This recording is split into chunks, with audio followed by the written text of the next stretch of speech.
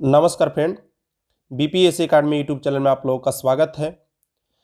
तो आज हम शुरू करने वाले हैं फ्रेंड बिहार दरोगा के लिए जो एडिटोरिया का नया वाला सेट आया है उसका हम आज वीडियो आप लोग को देने वाले हैं और यह सेट नंबर 1 होने वाला है। मुझे पता है फ्रेंड, मैं बहुत ही लेट हूँ, लोग इससे पहले वीडियो अपलोड कर चुके हैं। इसका कारण यह हुआ फ्रेंड कि मेरे घर में शादी था, आप देख रहे होंगे। मैं कई दिनों से वीडियो अपडेट नहीं कर पा रहा था, तो मैं काफ़ी व्यस्त था। व्यस्तता के कारण मैं आप लोग के साथ वीडियो नहीं शेयर कर पा रहा था, लेकिन अब मैं फ्री हो चुका हूं और आप लोग को रेगुलर अब वीडियो मिलेंगे बिहार दरोगा के लेकर के। 67वीं बीपीएससी का भी मैं आप लोग के लिए टेस्ट सीरीज करवाऊंगा। तो एक लाइक ज़रूर करिएगा फ्रेंड, क्योंकि आपका यही लाइक हमारे लिए मोटिवेशन है अगले वीडियो बनाने के लिए। क्योंकि मैं देखता था कि मेरे ही जो दिए हुए मेरे पीडीएफ रहते थे उसी को कई यूट्यूब चैनल यूज़ कर करके बहुत ज़्यादा व्यूज़ ले रहे थे और मुझे खुद मतलब लाइक नहीं आते थे, तो मुझे थोड़ा बुरा लगता था। तो इसलिए अगर आपको वीडियो पसंद आए तो लाइक ज़रूर कीजिएगा, अगर बुरा लगता है, कोई कमी लगता है तो आप डिसलाइक कर हमें ज़रूर बताइएगा। तो चलिए आज का सेट नंबर 1 बिहार दरोगा का हम शुरुआत करते हैं। टेस्ट शुरू करने से पहले फ्रेंड एक छोटी सी इन्फॉर्मेशन आप लोगों के साथ साझा करना चाहूँगा। अनअकैडमी अभी आप लोगों के लिए बिहार एसआई का फुल लेंथ टेस्ट का आयोजन कर रहा है। 2 टेस्ट आप लोग के लिए बिल्कुल फ्री देगा। पहला 4 तारीख को यानी 4 दिसंबर को और दूसरा 11 दिसंबर को यह आपका टेस्ट रहेगा फ्रेंड। 11 बजे से लेकर के 1 बजे तक यह टेस्ट रहेगा। तो एक बार जा करके आप अनअकैडमी को जरूर चेकआउट करें और इस टेस्ट में पार्टिसिपेट करें और अपना रैंकिंग देखें कि आप लोगों से कितने आगे निकल रहे हैं और कितना आपका रैंक वहां पर बन रहा है। लाइव आपको रैंक दिया जाएगा, साथ में आपको इसका सोल्यूशन भी कराया जाएगा। तो एक बार जा करके आप इसको जरूर विजिट करें। साथ में अनअकैडमी पर आप एनसीईआरटी के टेस्ट भी दे सकते हैं। यह टेस्ट होगा 2 दिसंबर को। इंडियन हिस्ट्री में आपको एंशिएंट हिस्ट्री, मिडाइवल और मॉडर्न हिस्ट्री का 2 दिसंबर को टेस्ट होगा और 9 दिसंबर को आपको जनरल साइंस का टेस्ट होगा। ज्योग्राफी का टेस्ट आपको 23 दिसंबर को होगा और इंडियन पॉलिटी का टेस्ट आपको 30 दिसंबर को होगा। यह जो टेस्ट होगा फ्रेंड वह हो जाएगा 4 PM से आप लोग का टेस्ट लिया जाएगा। साथ में फ्रेंड अगर आप अनअकैडमी ज्वाइन करना चाहते हैं तो आप कन्हैया 10 कोड को जरूर यूज कीजिएगा। अगर आप अनअकैडमी ज्वाइन कीजिएगा और डाउनलोड कीजिएगा तो आपको एक कोड मांगा जाएगा रेफरल कोड के तौर पे, तो वहाँ पे आप कन्हैया 10 कोड को डाल सकते हैं। यह कोड डालने के बाद आपके स्पेशल जो वीडियो होते हैं वह बिल्कुल फ्री में ओपन हो जाएंगे। तो यह कोड को आप ध्यान कर लीजिए, इसका लिंक मैं डिस्क्रिप्शन में दे दूंगा। तो चलिए अब टेस्ट की शुरुआत करते हैं। तो पहला प्रश्न है फ्रेंड, राज्य खाद्य सुरक्षा सूचांक 2020-21 में पहला स्थान किस राज्य को प्राप्त हुआ? तो जो यहाँ पर सही उत्तर हो जाएगा फ्रेंड वह हो जाएगा गुजरात। गुजरात को यहाँ पर पहला स्थान प्राप्त हुआ है। अगर हम बिहार के बारे में बात करें तो बिहार को यहाँ 20वां स्थान प्राप्त हुआ है और यह एकमात्र ऐसा राज्य रहा, यानी कि यह नीचे से टॉप किया है, बड़े राज्यों में इसका सबसे निचला स्थान रहा। तो बिहार का स्थान 20वां और पहला स्थान पे यहाँ पे गुजरात हो जाएगा। अगला प्रश्न देखते हैं, किस शहर को भारत का पहला वाटर प्लस सिटी घोषित किया गया है? तो जिसका सही उत्तर हो जाएगा फ्रेंड वह हो जाएगा इंदौर। इंदौर को भारत का वाटर प्लस सिटी घोषित किया गया है। मैं प्रत्येक प्रश्न के अंतराल पे कुछ समय आप लोग को दे दूंगा जिसमें आप लोग उसमें अपना उत्तर सोच सकते हैं और चाहे तो आप वीडियो को पॉज कर भी आप उसका जवाब अपने मन में सोच सकते हैं। मेरा यह कोशिश रहेगा कि इस सेट का आप लोग का पूरा बेहतर तरीके से सॉल्यूशन दिया जाए और सेट के अंदर ही आपके पूरे प्रश्नों को याद करवाने की कोशिश रहेगी। तो चलिए अगले प्रश्न को देखते हैं। हाल के दिनों में ही चर्चा में रहा कार्बी आदिवासी समूह का संबंध किस राज्य से है? तो जो इसका सही उत्तर हो जाएगा फ्रेंड वह हो जाएगा असम राज्य से। और कार्बी आदिवासी समूह है यह अपने लिए एक अलग राज्य की मांग कर रहा है, जिसके लेकर के यह आदिवासी समूह अभी चर्चा का विषय बना हुआ है। तो चलिए नेक्स्ट प्रश्न को देखते हैं। नेक्स्ट प्रश्न है, केंद्रीय मंत्रिमंडल ने किस राज्य या केंद्र शासित प्रदेश में केंद्रीय विश्वविद्यालय स्थापित करने की घोषणा की है? तो जो इसका सही उत्तर हो जाएगा फ्रेंड वह हो जाएगा लद्दाख। लद्दाख में एक केंद्रीय विश्वविद्यालय स्थापित किया जा रहा है और यह जो विश्वविद्यालय का जो नाम होने वाला है वह एक नदी के नाम पे होने वाला है और वह नदी सिंधु नदी। यानी कि आपसे पूछा भी जा सकता है कि कौन सा ऐसा विश्वविद्यालय होने वाला है भारत का पहला विश्वविद्यालय जिसका नाम एक नदी पर रखा जा रहा है, तो वह लद्दाख विश्वविद्यालय है। यह सिंधु नदी के नाम पे इसका नाम रखा जा रहा है। अगला प्रश्न है, किस दर्रा पर विश्व की सबसे ऊंची मोटर योग्य सड़क बनाने की घोषणा की गई है? तो जो इसका सही उत्तर हो जाएगा फ्रेंड वह हो जाएगा उमलिंग ला दर्रा। ऑप्शन नंबर डी यहाँ पे सही उत्तर हो जाएगा। अगला प्रश्न है, विश्व हिम तेंदुआ दिवस प्रतिवर्ष कब मनाया जाता है? तो जो इसका सही उत्तर हो जाएगा फ्रेंड वह हो जाएगा 23 अक्टूबर। तो चलिए अगले प्रश्न को देखते हैं। अगला प्रश्न है, भारत के पहले सहकारिता मंत्री बनने का अवसर किसे प्राप्त हुआ है? तो जिसका सही उत्तर हो जाएगा फ्रेंड वह हो जाएगा अमित शाह। अमित शाह को भारत के पहले सहकारिता मंत्री बनने का अवसर प्राप्त हुआ है। इससे पहले सहकारिता मंत्री नाम का कोई पद नहीं था। पद को सृजन करके अमित शाह को इस मंत्रालय सौंपा गया है। तो चलिए अगले प्रश्न को देखते हैं। अगला प्रश्न है, लोकमान्य तिलक राष्ट्रीय पुरस्कार 2021 में किसे सम्मानित किया गया? तो जो इसका सही उत्तर हो जाएगा फ्रेंड वह हो जाएगा आपका option number E, Cyrus Poonawalla. Cyrus Poonawalla आपको पता होगा कोविड वैक्सीन के निर्माण के लिए बहुत ही चर्चे में आए थे और इन्होंने कोविडशील्ड नामक वैक्सीन का निर्माण किया था, जिनके लेकर के इनको लोकमान्य तिलक राष्ट्रीय पुरस्कार 2021 से सम्मानित किया गया था। तो चलिए अगले प्रश्न को देखते हैं। अगला प्रश्न है, वर्ष 2021 में कलरव राष्ट्रीय पक्षी महोत्सव का आयोजन बिहार के किस शहर में किया गया? तो जो इसका सही उत्तर हो जाएगा फ्रेंड वह हो जाएगा जमुई। जमुई में कलरव पक्षी महोत्सव का आयोजन किया गया। तो ऑप्शन नंबर ए यहाँ पे सही उत्तर हो जाएगा। अगला प्रश्न है, 10 अक्टूबर 2021 में आए जवाद तूफान का नामकरण किस देश ने किया था?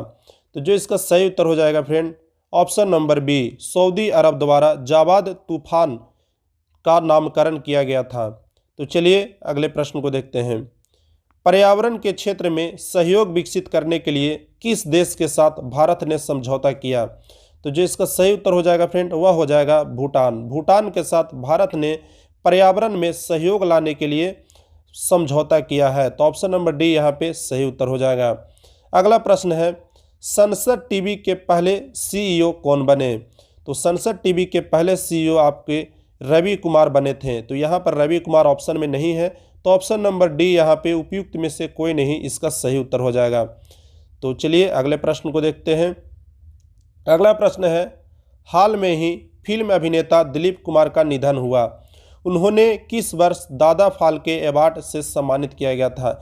यानी कि दिलीप कुमार को दादा साहब फाल्के अवार्ड कब दिया गया था? तो जो इसका सही उत्तर हो जाएगा friend option number B. Option number B 1994 में दिलीप कुमार को दादा साहब फाल्के पुरस्कार दिया गया था। और इस सेट का श्रृंखला लगातार इसी प्रकार से चलता रहेगा, बीपीएससी के लिए भी और बिहार दरोगा के लिए भी। और दोनों एडिटोरियल का सेट हम जरूर से जरूर कंप्लीट करवाएंगे। इसलिए अगर आप हमारे चैनल से नहीं जुड़े हैं तो प्लीज़ आप हमारे चैनल को सब्सक्राइब करें और हमारा मोटिवेशन को और इंक्रीज करें। तो चलिए अगले प्रश्न को देखते हैं। EOS-03 उपग्रह को किस प्रक्षेपण यान द्वारा प्रक्षेपित किया गया था? तो जो इसका सही उत्तर हो जाएगा फ्रेंड वह हो जाएगा GSLV F-10। तो चलिए अगले प्रश्न को देखते हैं। टोक्यो ओलंपिक 2020 में भारत के लिए पहला पदक किसने जीता?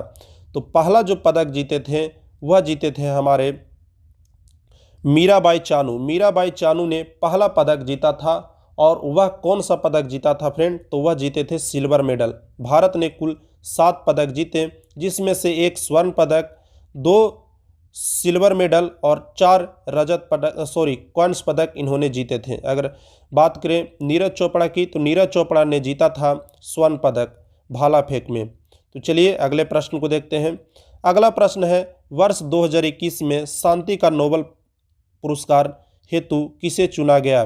तो जो इसका सही उत्तर हो जाएगा फ्रेंड वह हो जाएगा मारिया रेसा और दिमित्री मुराटोवा को। 2 लोगों को यहाँ पर नोबेल शांति पुरस्कार के लिए चुना गया था, मारिया रेसा और दिमित्री मुराटोवो।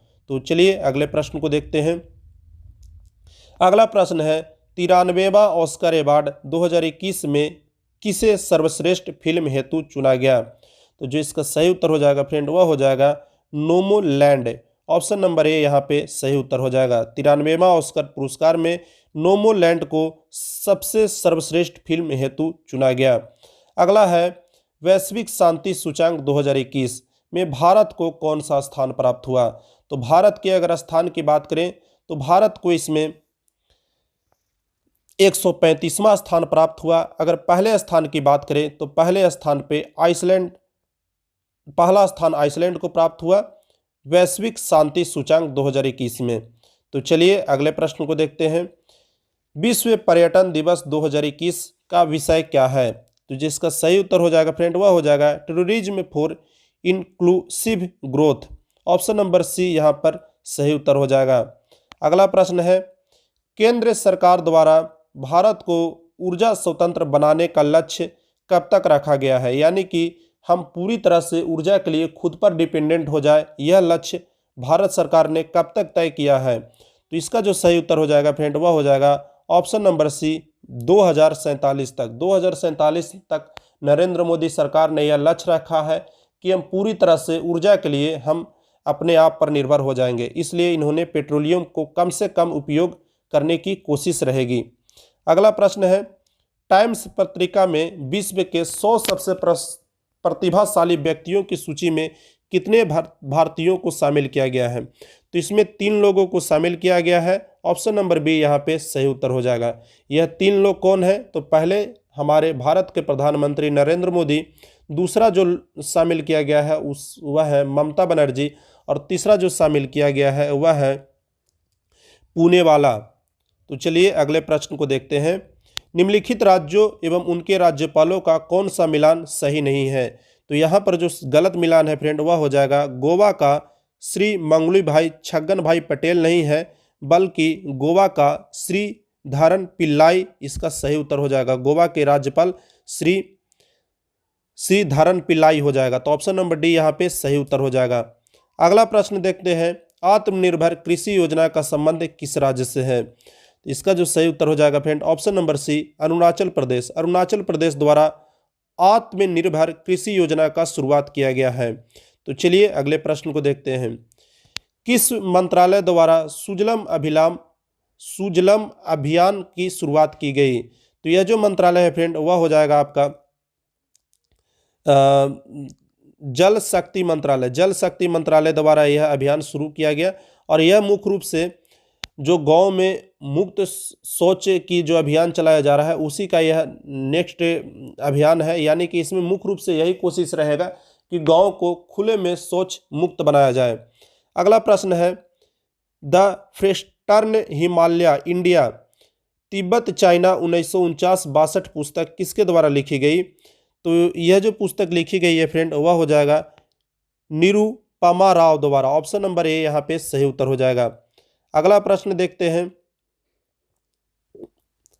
यूएस ओपन 2021 पुरुष एकल विजेता कौन रहे? तो ये जो इसका सही उत्तर हो जाएगा फ्रेंड वह हो जाएगा आपका ऑप्शन नंबर ए डेलियन मेदवेदेव इसका सही उत्तर हो जाएगा।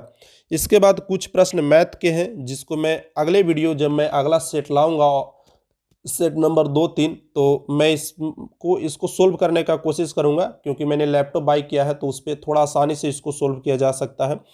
तो इसको आप लोग, मैं जब इसका सॉल्यूशन दूंगा, सॉल्यूशन का पीडीएफ आपको टेलीग्राम पे मिल जाएगा, तो उसमें आप लोग इसको देख सकते हैं। तो मैथ का जो सेगमेंट है उसको मैं स्किप कर दे रहा हूँ, क्योंकि यहाँ पे सोल्व करना थोड़ा इसको मुश्किल हो जाएगा मोबाइल द्वारा। तो चलिए अगले प्रश्न को देखते हैं, कुल्लू घाटी किसके मध्य स्थित है? तो कुल्लू घाटी जो है फ्रेंड वह हो जाएगा आपका ऑप्शन नंबर बी धौलाधर और पंजाल के बीच यह स्थित है। कुल्लू घाटी को देवताओं का घाटी भी कहा जाता है, तो इसको आप लोग थोड़ा याद रखेंगे। अगला प्रश्न है, मिलान करने के लिए दिए गए प्रश्नों का सही मिलान करें। तो यहाँ पर जो सही उत्तर हो जाएगा फ्रेंड वह हो जाएगा option number C. Option number C के अनुसार अगर मिलान करें तो 3 ए का मिलान आप 3 के साथ, बी का मिलान 1 के साथ, सी का मिलान आप 4 के साथ और डी का मिलान आप 2 के साथ करेंगे। तो चलिए अगले प्रश्न को देखते हैं, कपास के उत्पादन के लिए सबसे उपयुक्त मिट्टी कौन सी मानी जाती है? तो आपको पता है कपास के लिए सबसे जो उपयुक्त मिट्टी मानी जाती है वह काली मिट्टी मानी जाती है। तो चलिए अगले प्रश्न को देखते हैं।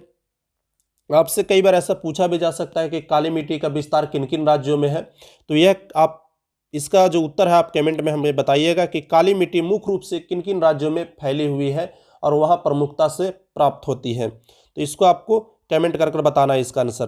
तो चलिए अगले प्रश्न को देखते हैं, दिए गए विकल्पों में कौन सा राज्य नर्मदा घाटी का भाग नहीं है? नर्मदा घाटी का भाग नहीं है यहाँ पर पूछ रहा है। तो यहाँ पर भाग है, महाराष्ट्र भी है, मध्य प्रदेश भी है और गुजरात भी है, लेकिन राजस्थान में नर्मदा नदी नहीं बहती है, तो राजस्थान यहाँ पे सही उत्तर हो जाएगा। तो चलिए अगले प्रश्न को देखते हैं। अगला प्रश्न है, सुंदरबन के जंगलों को किस नाम से जाना जाता है? तो आपका को पता होगा सुंदरबन के जो जंगल है वह मेघराव वन है, तो इसको मेघराव वनों के नाम से भी जाना जाता है। इसका सुंदरबन इसलिए नाम पड़ा है क्योंकि यहाँ पर सुंदर लकड़ियाँ खूब पाई जाती है। अगला प्रश्न देखते हैं, दिए गए विकल्पों में कौन सम्मिलित नहीं है? तो जो इसका सही उत्तर हो जाएगा फ्रेंड वह हो जाएगा 2 और 3। नीली क्रांति उर्वरक से संबंधित नहीं है और पीली क्रांति अंडा से संबंधित नहीं है, तो यहाँ पे दोनों गलत हो जाएगा फ्रेंड। तो यहाँ पे जो सही उत्तर हो जाएगा वह हो जाएगा ऑप्शन नंबर डी, 2 और 3 दोनों सम्मिलित नहीं है। तो चलिए अगले प्रश्न को देखते हैं। दिए गए विकल्पों में कॉफी उत्पादन के क्षेत्र में कौन सा क्षेत्र कर्नाटक राज्य में नहीं है? तो जो इसका सही उत्तर हो जाएगा फ्रेंड वह हो जाएगा पुलिनेज। पुलिनेज है वह कर्नाटक में नहीं है बल्कि यह तमिलनाडु में है। और सबसे अगर आपसे पूछा जाए कि कॉफ़ी का प्रमुख उत्पादक राज्य कौन है, तो यहाँ पर कर्नाटक सबसे बड़ा कॉफ़ी का उत्पादक राज्य है। तो चलिए अगले प्रश्न को देखते हैं। भरमौर जनजाति क्षेत्र किस राज्य में स्थित है? तो जो इसका सही उत्तर हो जाएगा फ्रेंड वह हो जाएगा हिमाचल प्रदेश। हिमाचल प्रदेश में भरमौर जनजाति रहती है। तो चलिए अगले प्रश्न को देखते हैं। विश्व में सर्वाधिक यूरेनियम का उत्पादन कौन सा देश करता है? तो विश्व में यूरेनियम का सबसे बड़ा उत्पादक देश काजाकिस्तान है। और काजाकिस्तान की अगर बात करें फ्रेंड, तो काजाकिस्तान अकेले 40% यूरेनियम का उत्पादन करता है। अगर भारत की बात करें तो भारत में जो नाभिकीय संलयन के लिए जिन तत्वों का उपयोग किया जाता है वह मुख्य रूप से भारत में थोरियम का उत्पादन किया जाता है। थोरियम के उत्पादन में भारत अग्रणी देश है। तो चलिए अगले प्रश्न को देखते हैं। सॉरी फ्रेंड, भारत में कृषि को प्रभावित करने वाला मौसम का सबसे महत्वपूर्ण तत्व कौन सा है? तो इसका जो सही उत्तर हो जाएगा फ्रेंड वह हो जाएगा वृष्टि। वृष्टि यानी वर्षा है वह भारत में कृषि को सबसे अधिक प्रभावित करता है, क्योंकि अभी पूरी तरह से हम लोग सिंचाई का व्यवस्था नहीं कर पाए हैं और किसान मुख्य रूप से वर्षा पे ही फसल के लिए निर्भर रहते हैं। तो इसलिए इसको भारत में जुआ भी कहा जाता है। वर्षा को भारत में जुआ का भी संज्ञा दिया गया है, यानी कि जब वर्षा अच्छी हुई तो आपकी फसल अच्छी हुई, अगर वर्षा नहीं अच्छी हुई तो आपकी फसल खराब हो जाएगी। तो चलिए अगले प्रश्न को देखते हैं। पर्यावरण संतुलन को बनाए रखने हेतु पर्यावरण संरक्षण अधिनियम को कब पारित किया गया था? तो जो इसका सही उत्तर हो जाएगा फ्रेंड वह हो जाएगा ऑप्शन नंबर डी, 1986 में पर्यावरण संतुलन विधेयक को पारित किया गया था पर्यावरण संरक्षण के लिए। तो चलिए अगले प्रश्न को देखते हैं। निम्नलिखित विकल्पों में किसका मिलान सही नहीं है? तो जो इसका सही उत्तर हो जाएगा फ्रेंड वह हो जाएगा ऑप्शन नंबर बी, दुधवा राष्ट्रीय उद्यान छत्तीसगढ़ में ना होकर के यह उत्तर प्रदेश में है। बाकी काजीरंगा राष्ट्रीय उद्यान असम में यह बिल्कुल सही है। घाना पक्षी बिहार राजस्थान में यह भी बिल्कुल सही है। कान्हा राष्ट्रीय उद्यान मध्य प्रदेश में यह भी बिल्कुल सही है। दुधवा राष्ट्रीय उद्यान छत्तीसगढ़ ना होकर के उत्तर प्रदेश होता है। तो चलिए अगले प्रश्न को देखते हैं। निम्न में कौन जैव विविधता का सबसे महत्वपूर्ण घटक है? तो यहाँ पर जो सही उत्तर हो जाएगा फ्रेंड वह हो जाएगा पारिस्थितिकी तंत्र। पारिस्थितिकी तंत्र जैव विविधता का सबसे महत्वपूर्ण घटक माना जाता है। तो चलिए अगले प्रश्न को देखते हैं। रामसर सम्मेलन का संबंध किससे है? तो जो इसका सही उत्तर हो जाएगा फ्रेंड वह हो जाएगा आर्द्र भूमि से। अगर रामसर की बात करें, भारत में कुल कितने रामसर साइट हैं, तो यह काफ़ी इंपॉर्टेंट प्रश्न है फ्रेंड। और भारत में अगर बात करें तो अभी कुल वर्तमान में 46 रामसर साइट भारत में है। तो चलिए अगले प्रश्न को देखते हैं। दिए गए विकल्पों में वैश्विक तापमान के लिए कौन उत्तरदायी नहीं है? तो यहाँ पर जो सही उत्तर हो जाएगा फ्रेंड वह हो जाएगा आर्गन। आर्गन है वह वैश्विक तापमान के लिए उत्तरदायी नहीं है। वैश्विक तापमान के लिए ग्रीन हाउस गैसें ही उत्तरदायी होती है और आर्गन है वह ग्रीन हाउस गैस नहीं है। तो यहाँ पे जो सही उत्तर हो जाएगा फ्रेंड ऑप्शन नंबर ए यहाँ पे सही उत्तर हो जाएगा। साथ में फ्रेंड मैं आप लोगों से रिक्वेस्ट करता हूं, अगर मेरे वीडियो में कोई भी कमी रहती है और आपको लगता है कि कुछ सुधार करने की आवश्यकता है तो कमेंट कर आप हमें ज़रूर बताइएगा, ताकि मैं अगले वीडियो में उसको सुधार कर सकूं।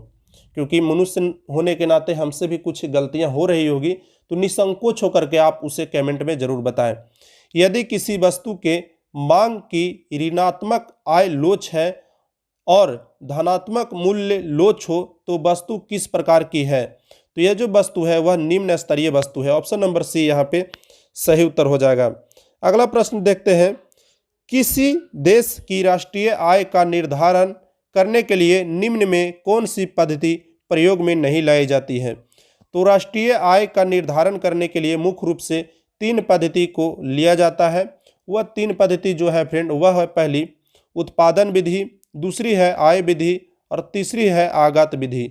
लेकिन यहाँ पर जो निवेश विधि है उससे हम राष्ट्रीय आय का निर्धारण नहीं करते हैं। तो यहाँ पर जो सही उत्तर हो जाएगा फ्रेंड वह हो जाएगा ऑप्शन नंबर ए, निवेश विधि। तो चलिए अगले प्रश्न को देखते हैं, भारतीय औद्योगिक विकास बैंक की स्थापना कब की गई थी? तो इसका जो सही उत्तर हो जाएगा फ्रेंड वह हो जाएगा ऑप्शन नंबर बी, 1964। 1964 में भारतीय औद्योगिक विकास बैंक की स्थापना की गई थी। तो चलिए अगले प्रश्न को देखते हैं, निम्नलिखित में से किस संस्था द्वारा भारतीय आर्थिक समीक्षा रिपोर्ट जारी किया जाता है? तो जो इसका सही उत्तर हो जाएगा फ्रेंड वह हो जाएगा ऑप्शन नंबर बी, वित्त मंत्रालय। वित्त मंत्रालय भारतीय आर्थिक समीक्षा रिपोर्ट जारी करता है। अगला प्रश्न है, दिए गए विकल्पों में किस पंचवर्षीय योजना की अवधि 4 वर्ष की थी? तो यह 5वीं पंचवर्षीय योजना थी फ्रेंड, और यह जो योजना थी वह सन 1974 से लेकर के सन 1978 तक चली थी। इस योजना को 1 साल पहले ही भाजपा की सरकार ने समाप्त कर दिया था। तो ऑप्शन नंबर सी यहाँ पे पंचवर्षीय योजना में 5वीं पंचवर्षीय योजना मात्र 4 वर्ष चली थी। तो ऑप्शन नंबर सी यहाँ पे सही उत्तर हो जाएगा। अगला है सूची मिलान करने के लिए भौतिक राशियां दिया हुआ है और इधर इसका मात्रक दिया हुआ है। तो त्वरण का जो मात्रक हो जाएगा वह हो जाएगा मीटर प्रति सेकेंड स्क्वायर, कार्य का जो मात्रक हो जाएगा वह जूल हो जाएगा, आवेग का जो मात्रक हो जाएगा वह हो जाएगा न्यूटन सेकेंड, और बल का जो मात्रक हो जाएगा वह हो जाएगा न्यूटन। तो इस प्रकार से आप इसका मिलान कर सकते हैं। तो चलिए अगले प्रश्न को देखते हैं, किसी लटके हुए कालीन को जब छड़ी से पीटा जाता है तो धूल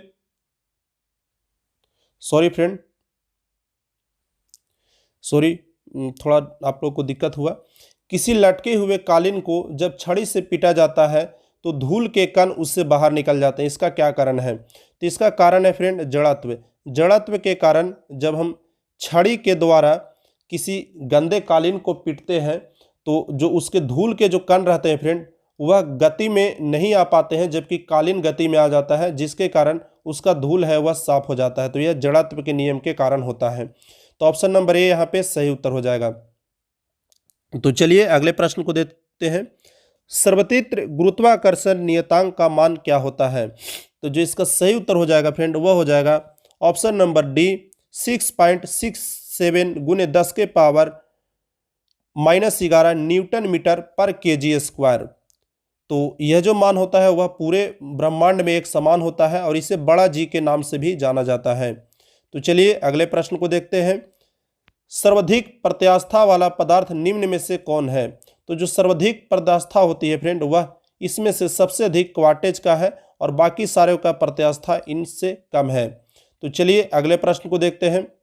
अगला प्रश्न है, विश्व स्वास्थ्य संगठन के अनुसार कितना तीव्रता से अधिक का ध्वनि मानव स्वास्थ्य के लिए नकारात्मक प्रभाव डालता है?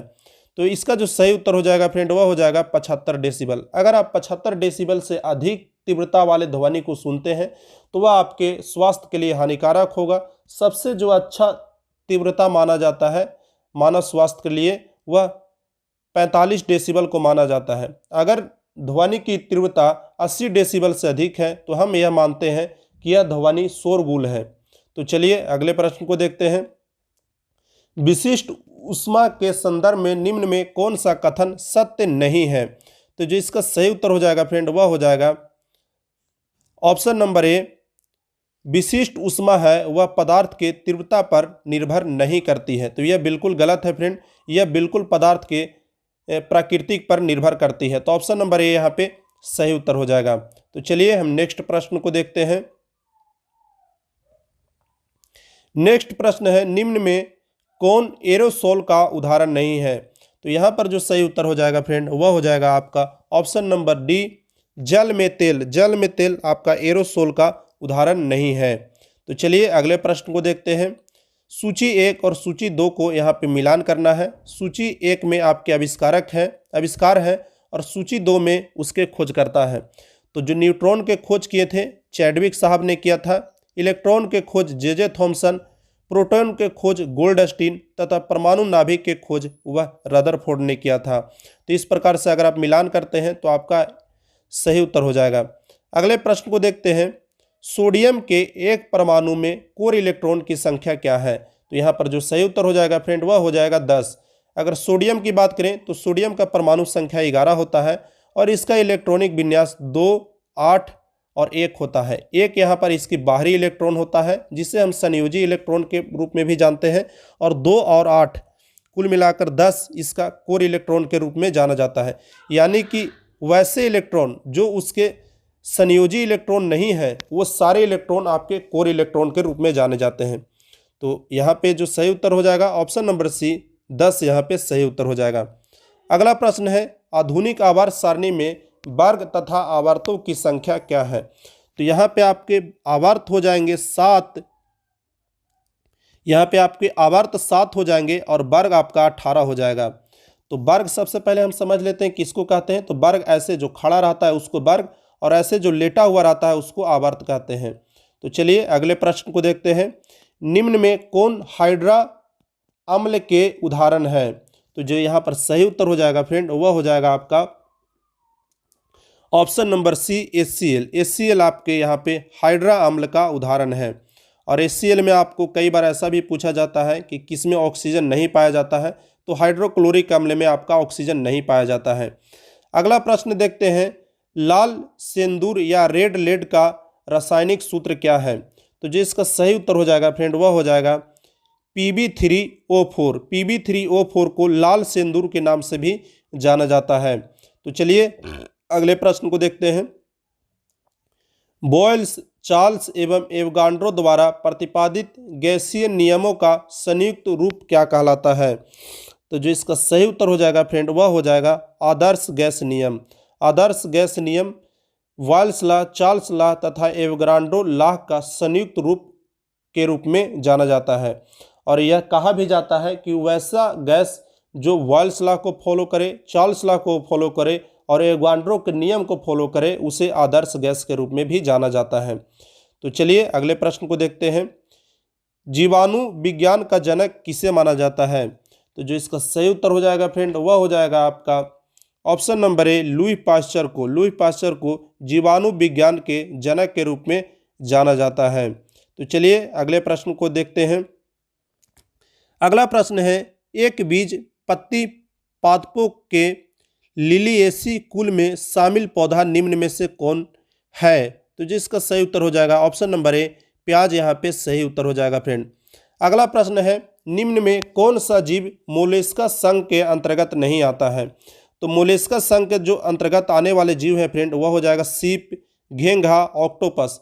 यानी कि मोलस्का संघ के अंतर्गत वैसे जीव आते हैं जो सीप टाइप के होते हैं। जैसे आप लोग अगर नदी में कभी जाते होंगे तो आप लोग को घेंघा मिल गया, यानी कि घूम घूम के जो अपने बाहरी एक कवच बना करके जो रहने वाले जीव हैं वह मोलस्का संघ के अंतर्गत आते हैं। वहीं पर अगर बोलें केचुआ, तो केचुआ एलिनीडा संघ के अंतर्गत आता है। यानी कि ऐसा जीव जो जमीन पर रेंग कर चलता है वैसे जीव एलिनीडा संघ के अंतर्गत आते हैं। तो इससे आप किसी भी जीव को डायरेक्ट आप फाइंड कर सकते हैं कि आखिर वह जीव किस संघ का है। इसको आपको याद करने का उतना ज़रूरत है नहीं, आप इसके अगर प्रॉपर्टी को समझते हैं तो चलिए अगला प्रश्न देखते हैं। अगला प्रश्न है, माइटोकॉन्ड्रिया का रासायनिक संगठन में निम्न में किसकी मात्रा सर्वाधिक होती है? तो जो सर्वाधिक मात्रा होता है फ्रेंड वह होता है प्रोटीन का। अगर प्रोटीन की अगर मात्रा की बात करें तो प्रोटीन इसमें 65.70% प्रोटीन होता है। तो चलिए नेक्स्ट प्रश्न को देखते हैं। प्लाज्मा के संबंध में कौन सा कथन सही नहीं है? तो जो इसका सही उत्तर हो जाएगा फ्रेंड वह हो जाएगा इसमें रक्त कणिकाएं होती है। यह बिल्कुल सही नहीं है फ्रेंड, क्योंकि प्लाज्मा में रक्त कणिकाएं नहीं होती है। हालांकि यह रक्त के अंदर प्लाज्मा पाया जाता है। तो यह बिल्कुल गलत स्टेटमेंट है। तो ऑप्शन नंबर सी यहाँ पे सही उत्तर हो जाएगा। अगला प्रश्न है, हेपेटाइटिस बी एक संचारी रोग है जो मुख्य रूप से मनुष्य के किस अंग को संक्रमित करता है? तो हेपेटाइटिस बी फ्रेंड आपको वायरस से होने वाला रोग है और यह मुख्य रूप से यकृत यानी कि आपके पेट को संक्रमित करता है और यह एक व्यक्ति से दूसरे व्यक्ति में चाहे तो सेक्सुअल रिलेशन के कारण हो सकते हैं या उनका अगर खून का टच होता है तो हेपेटाइटिस बी का संक्रमण हो सकता है। अगला प्रश्न है, निम्न में कौन सा मस्तिष्क का मुख्य रूप से सोचने वाला भाग है? तो इसका जो सही उत्तर हो जाएगा फ्रेंड वह हो जाएगा प्रमस्तिष्क। प्रमस्तिष्क से ही हम किसी चीज़ को सोच सकते हैं, किसी चीज़ को याद कर सकते हैं। हमारी भावनाएं, किसी के प्रति अगर हम भावुक होते हैं, किसी के प्रति प्रेम का भाव आता है तो सारा हमारा प्रमस्तिष्क के ही द्वारा संचालित किया जाता है। तो चलिए अगले प्रश्न को देखते हैं। संविधान सभा द्वारा भारत को एक संविधान देने का प्रस्ताव कब पारित किया गया? तो इसका जो सही उत्तर हो जाएगा फ्रेंड वह हो जाएगा जनवरी 1947। जनवरी 1947 यानी कि 22 जनवरी 1947 को भारतीय संविधान सभा ने यह सोचा कि भारत को एक संविधान दिया जाएगा। इससे पहले अगर हम बात करें फ्रेंड तो 19 दिसंबर 1946 को जवाहरलाल नेहरू द्वारा उद्देश्य प्रस्ताव पारित किया गया। तो यहाँ पर दोनों में अंतर है। 22 जनवरी 1947 को संविधान सभा ने यह सोचा कि भारत को यह संविधान दिया जाएगा, जबकि 19 दिसंबर 1946 को जवाहरलाल नेहरू द्वारा उद्देश्य प्रस्ताव पारित किया गया। तो दोनों में कंफ्यूज नहीं होना है, दोनों में अंतर बिल्कुल स्पष्ट है। तो ऑप्शन नंबर सी यहाँ पे सही हो जाएगा। अगला हम देखते हैं, संविधान सभा में प्रारूप समिति में कुल कितने सदस्य थे? तो प्रारूप समिति में 7 सदस्य थे और यह संविधान सभा का सबसे महत्वपूर्ण समिति था। तो चलिए अगले प्रश्न को देखते हैं। संसद के दोनों सदनों की संयुक्त बैठक की संकल्पना किस देश के संविधान से लिया गया है? तो यह जो संकल्पना ली गई है फ्रेंड वह ली गई है ऑस्ट्रेलिया से। ऑस्ट्रेलिया के संविधान से हमने संयुक्त बैठक की संकल्पना ली। साथ में हमने ऑस्ट्रेलिया के संविधान से समवर्ती सूची का, जिसमें केंद्र और राज्य दोनों का अधिकार होता है, वह सूची भी हमने ऑस्ट्रेलिया से ही ली है। तो ऑप्शन नंबर बी यहाँ पे सही उत्तर हो जाएगा। तो चलिए हम नेक्स्ट प्रश्न को देखते हैं। अगला प्रश्न है, उच्चतम न्यायालय का अभिलेख न्यायालय का उल्लेख संविधान के किस अनुच्छेद में किया गया है? तो जो इसका सही उत्तर हो जाएगा फ्रेंड वह हो जाएगा अनुच्छेद 129। अनुच्छेद 129 के अनुसार उच्चतम न्यायालय को एक अभिलेख न्यायालय का रूप में देखा गया है, अभिलेख न्यायालय के रूप में वर्णित किया गया है अनुच्छेद 129 में।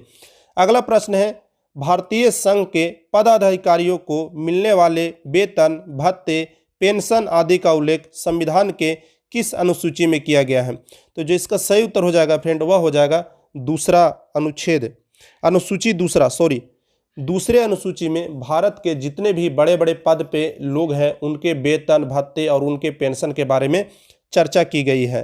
अगला प्रश्न है, राज्यसभा का राजभाषा का उल्लेख संविधान के किस भाग में है? तो यह भाग आपका हो जाएगा 17, भाग 17 यानी कि ऑप्शन नंबर बी यहाँ पे सही उत्तर हो जाएगा। तो चलिए अगले प्रश्न को देखते हैं। अगला प्रश्न है, संविधान के प्रस्तावना में निम्न में क्या उल्लेखित नहीं है? तो संविधान के प्रस्तावना में 3 प्रकार के न्याय के बारे में चर्चा की गई है। पहला न्याय है राजनीतिक न्याय, दूसरा न्याय जो है फ्रेंड वह है आपका आर्थिक न्याय और तीसरा न्याय सामाजिक न्याय। वहाँ पर किसी भी प्रकार के धार्मिक न्याय के बारे में नहीं चर्चा की गई है, बल्कि वहाँ पर धार्मिक स्वतंत्रता के बारे में चर्चा की गई है। तो यहाँ पर जो सही उत्तर हो जाएगा वह हो जाएगा ऑप्शन नंबर ए, धार्मिक न्याय। तो चलिए अगले प्रश्न को देखते हैं। अगला प्रश्न है, संविधान के किस संशोधन द्वारा सहकारी समिति शब्द जोड़ा गया? तो जिसका सही उत्तर हो जाएगा फ्रेंड वह हो जाएगा option number D. Option number D, 97वां संविधान संशोधन 2011 द्वारा संविधान में सहकारी समितियां शब्द को जोड़ा गया था। तो चलिए अगले प्रश्न को देखते हैं। अगला प्रश्न है, संविधान के विषय सूचियों में दिए गए विषयों के अतिरिक्त विषयों पर कानून कौन बना सकता है? तो जिसका सही उत्तर हो जाएगा फ्रेंड वह हो जाएगा संसद। संसद को यह अधिकार है कि वैसे विषय जो ना तो राज्य सूची में शामिल हैं, ना तो केंद्र सूची में शामिल हैं और ना ही समवर्ती सूची में शामिल हैं, वैसे जो विषय हैं उस पर संसद कानून बना सकता है। तो चलिए अगले प्रश्न को देखते हैं। निम्नलिखित में से किसकी संतुष्टि पर भारत के संविधान सभा में मौलिक कर्तव्यों को शामिल किया गया था? तो जो इसका सही उत्तर हो जाएगा फ्रेंड वह हो जाएगा स्वर्ण शीर्ष समिति। स्वर्ण शीर्ष समिति ने भारत के संविधान में मौलिक कर्तव्यों को शामिल करने के लिए आग्रह किया था। तो चलिए अगले प्रश्न को देखते हैं। भारत के राष्ट्रपति पर महाभियोग एक कैसी प्रक्रिया है? तो यह मुख्य रूप से देखा जाए तो यह एक अर्ध न्यायिक प्रक्रिया है, और जो महाभियोग लगाया जाता है फ्रेंड वह अनुच्छेद 61 के अनुसार लगाया जाता है। तो चलिए अगले प्रश्न को देखते हैं। अगला प्रश्न है, पंचायत चुनाव करवाने हेतु निर्णय किसके द्वारा लिया जाता है? तो जो इसका सही उत्तर हो जाएगा फ्रेंड वह हो जाएगा राज्य चुनाव। राज्य चुनाव है वह पंचायत चुनाव कराने का निर्णय लेती है। अगला प्रश्न हम देखते हैं, कुरु महाजनपद की राजधानी कहाँ पर थी? तो जो इसका सही उत्तर हो जाएगा फ्रेंड वह हो जाएगा इंद्रप्रस्थ। इंद्रप्रस्थ कुरु महाजनपद की राजधानी थी। अगला प्रश्न है, भगवान बुद्ध के गृह त्याग का प्रतीक क्या है? तो जो उनके गृह त्याग का प्रतीक है फ्रेंड वह हो जाएगा आपका घोड़ा। घोड़ा आपको पता है भागने का प्रतीक है, तो इससे आप रिलेट कर सकते हैं कि घोड़ा से महात्मा बुद्ध घर छोड़कर भाग गए। तो यहाँ पे घोड़ा को आप लोग याद कर लीजिए, गृह त्याग का प्रतीक था। तो चलिए अगले प्रश्न को देखते हैं। गढ़वाल वंश का संस्थापक कौन था? तो गढ़वाल वंश का चंद्रदेव संस्थापक था, और गढ़वाल वंश मुख्य रूप से जाना जाता है जयचंद के लिए। जयचंद आपको पता होगा गढ़वाल वंश का अंतिम शासक था, और पृथ्वीराज चौहान को युद्ध में हराने में इसका प्रमुख रूप से योगदान रहा था। तो गढ़वाल वंश का संस्थापक चंद्रदेव, उसके अंतिम शासक जयचंद। तो चलिए अगले प्रश्न को देखते हैं। दीवाने खैरात निम्न में से किस शासक से संबंधित है? तो दीवाने खैरात मुख्य रूप से अगर देखा जाए तो फिरोज शाह तुगलक, जो मुख्य रूप से दासों का सबसे बड़ा शौकीन था, उसने दीवान ए खैरात नामक एक विभाग स्थापित किया था। मुस्लिम महिलाओं एवं जो बच्चियां होती थी उनके शादी कराने के लिए, साथ में विधवाओं को देख रेख करने के लिए दीवान ए खैरात, नाम ध्यान से याद कर लीजिएगा, दीवान ए खैरात नामक विभाग स्थापित किया था। बहुत ही इंपॉर्टेंट क्वेश्चन है, VVI है बिहार दरोगा के लिए। तो चलिए अगले प्रश्न को देखते हैं। बतापी कोड की उपाधि किसने धारण की थी? तो बतापी कोड की जो उपाधि धारण की थी फ्रेंड वह हो जाएगा आपका option number C, Narasimha Varman प्रथम। नरसिंह वर्मन प्रथम ने बतापी कोड की उपाधि धारण की थी। तो चलिए अगले प्रश्न को देखते हैं। अगला प्रश्न है, खातौली का युद्ध कब हुआ था? तो खातौली का जो युद्ध हुआ था फ्रेंड वह हुआ था 1518 में, और यह मुख्य रूप से इब्राहिम लोदी और राणा सांगा के बीच हुआ था, जिसमें रांगा सांगा का विजय हुआ था। तो 1518 में खतौली का युद्ध हुआ था। तो अगला प्रश्न देखते हैं, कुवत उल इस्लाम मस्जिद कहाँ है? तो कुवत उल इस्लाम मस्जिद आपको दिल्ली में स्थित है। तो ऑप्शन नंबर बी यहाँ पे सही उत्तर हो जाएगा। तो चलिए अगले प्रश्न को देखते हैं। सिंधु काल में सीसा निम्न में से कहाँ से आयात किया जाता था? तो जो इसका सही उत्तर हो जाएगा फ्रेंड वह हो जाएगा ईरान। ईरान से मुख्य रूप से सिंध काल में सीसा का आयात किया जाता था। तो चलिए अगले प्रश्न को देखते हैं। अगला प्रश्न सूची मिलान करने को लेकर के है, और इसका अगर हम सही उत्तर देखें फ्रेंड तो अगर आप 1 का मिलान 2 के साथ, बी का मिलान अगर आप 3 के साथ, और सी का मिलान अगर आप 1 के साथ, और डी का मिलान अगर आप 4 के साथ करते हैं तो आपका मिलान सही हो जाएगा। तो ऑप्शन नंबर डी यहाँ पे सही उत्तर हो जाएगा फ्रेंड। आगे का जो मेरा वीडियो रहेगा उसमें मैं चाहूँगा कि इससे और आपको बेहतर तरीके से समझाने का कोशिश करूँ, क्योंकि मैं थोड़ा बिजी हो गया था, इसके कारण मैं थोड़ा विस्तार से आप लोग को और अगले वीडियो में एक्सप्लेन करूँगा। तो बिल्कुल आप इस चैनल को सब्सक्राइब कर करके आप हमारे साथ जुड़ जाइए। आपका भी थोड़ा बेनिफिट होगा, और मुझे भी थोड़ा लगेगा कि हाँ मैंने जो चीज़ मैं आप लोग को बता रहा हूँ वह लोगों को पसंद आ रहा है। तो चलिए अगले प्रश्न को देखते हैं। आधुनिक विश्व का प्रथम राजनीतिक चिंतक किसे माना जाता है? तो प्रथम राजनीतिक चिंतक के रूप में मैकियावेली को देखा जाता है, और मैकियावेली की प्रसिद्ध पुस्तक प्रिंस आप लोग को ध्यान रखनी होगी। मैकियावेली की सबसे प्रसिद्ध जो पुस्तक थी वह प्रिंस थी, उसके लेखक मैकियावेली ही थे। तो चलिए अगले प्रश्न को देखते हैं। अगला प्रश्न है, भारतीय राष्ट्रीय कांग्रेस के प्रथम मुस्लिम अध्यक्ष कौन थे? तो जिसका सही उत्तर हो जाएगा फ्रेंड वह हो जाएगा बहरुद्दीन तैयबजी। बहरुद्दीन तैयबजी भारतीय राष्ट्रीय कांग्रेस के प्रथम मुस्लिम अध्यक्ष रहे थे, और सन 1887 में मद्रास अधिवेशन की इसने पहली बार अध्यक्षता की थी। तो ऑप्शन नंबर डी यहाँ पे सही उत्तर हो जाएगा। अगला है पूना सार्वजनिक सभा के संस्थापक निम्न में कौन थे? तो जिसका सही उत्तर हो जाएगा फ्रेंड वह हो जाएगा option number C, M G. Ranade Poona Sarvajanik Sabha के संस्थापक के रूप में जाने जाते हैं। अगला है ई-नाम कमीशन की स्थापना किस गवर्नर जनरल के समय हुआ था?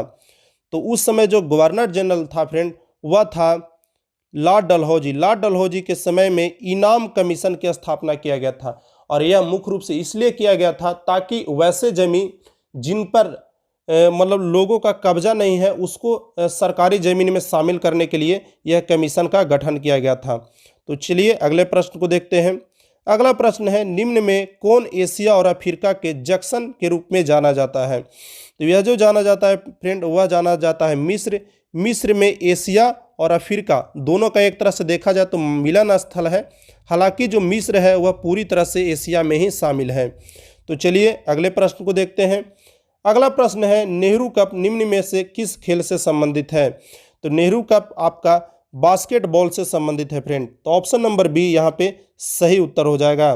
अगला प्रश्न है डॉक्टर APJ अब्दुल कलाम को भारत रत्न से कब सम्मानित किया गया? तो जिसका सही उत्तर हो जाएगा फ्रेंड वह हो जाएगा सन 1997। सन 1997 में डॉक्टर APJ अब्दुल कलाम को भारत रत्न दिया गया था। तो चलिए अगले प्रश्न को देखते हैं। प्लाज्मा अनुसंधान संस्थान निम्न में से किस राज्य में स्थित है? तो जो इसका सही उत्तर हो जाएगा फ्रेंड वह हो जाएगा option number C, Gujarat. Gujarat में प्लाज्मा अनुसंधान संस्थान स्थित है। तो ऑप्शन नंबर सी हो जाएगा। अगला है राष्ट्रीय ऊर्जा संरक्षण दिवस कब मनाया जाता है? तो जो इसका सही उत्तर हो जाएगा फ्रेंड वह हो जाएगा 14 दिसंबर।